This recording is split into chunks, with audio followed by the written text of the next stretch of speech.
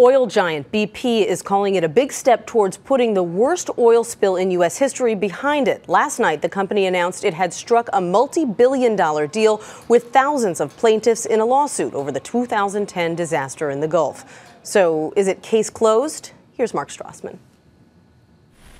Almost 2 years later, BP still paying for the 206 million gallons of oil that bled into the Gulf.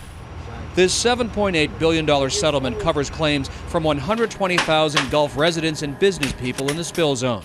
Remember, BP has already paid $8 billion to settle individual claims and $14 billion more to clean up the Gulf and restore its economy.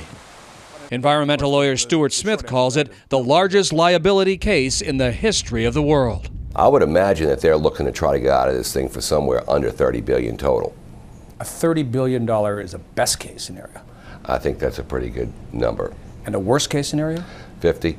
Among the still unsettled issues, whether BP's guilty of gross negligence. Its environmental fines could reach $17 billion. Regular negligence is carelessness.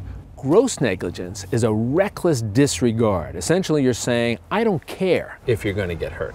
This partial settlement also excludes the federal government, the case's biggest plaintiff, 4 Gulf states suing BP, possible criminal charges, and any plaintiffs still suing on their own. One of the things that the clients want is, besides compensation, they want the truth. By settling, BP could avoid more public scrutiny into what went wrong in the spill and why. Mark Strassman, CBS News, New Orleans.